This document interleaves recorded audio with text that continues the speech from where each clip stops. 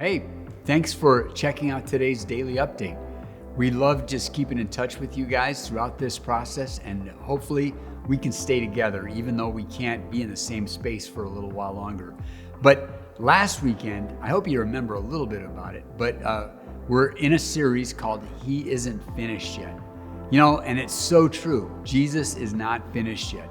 And so we're looking at the parts of the Jesus story that were after the resurrection, but before this big holiday called Pentecost, when they were pondering, well, what does this mean? What exactly does all this mean? And one of the things we looked at last week is that He's not finished envisioning us. One of the things that this means, the fact that Jesus died on the cross to pay for sins and to spread forgiveness and to offer us forgiveness and has risen from the dead, defeating death. One of the things this means is that He has a vision for us. He's able to redeem our story. So what we looked at, if you remember, and maybe you don't, and that's okay because I'm going to help you right now, is we looked at the very last part of the book of Matthew.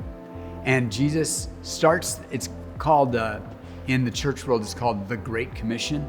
And it starts with Jesus saying, go into all the world and make disciples of, the Greek phrase is panta ta ethne, of all kinds of nations.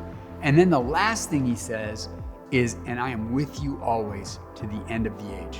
One of the questions we all want to know when we try to figure out what's my meaning, do I matter, is do I have a mission? Do I have a purpose? And see, God, as He relates to you, He's not there to just keep you safe. He's not there to go, hey, if you have me, then I'll make sure nothing goes wrong in your life. Instead, God's idea is, you matter. I died for you because you have value and you can be trusted. So I'm telling you this, go.